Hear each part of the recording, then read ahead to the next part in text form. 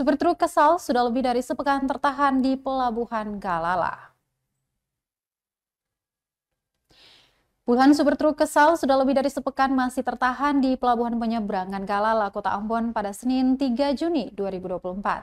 Kepada tribunambon.com, Persekutuan Truk Provinsi Maluku yang diwakili Robi Tauran mengungkapkan kekesalannya.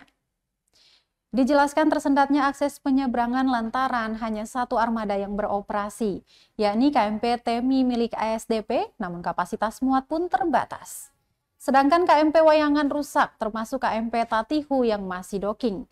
Alhasil dia dan teman sesama sopir alami kerugian, mulai dari kerusakan barang muatan dan membengkaknya biaya operasional hingga target orderan yang berkurang. Seperti yang dialami truk bermuatan sembako, di mana muatan beras basah akibat hujan hingga telur yang membusuk. Dia pun meminta pemerintah daerah segera menyikapi kondisi itu agar kerugian tidak semakin membengkak.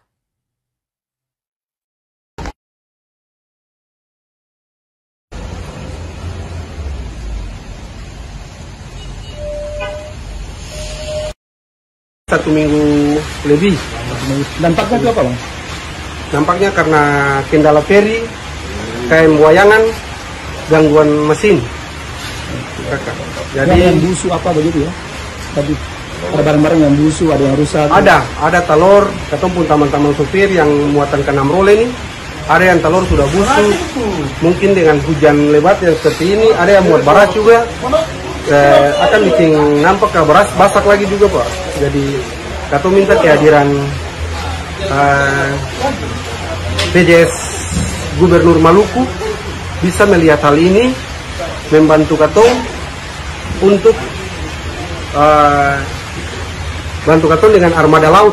Kalau bisa ada Katong pun feri pengganti yang bisa aktivitas Galala 6 Lea nih, Kakak.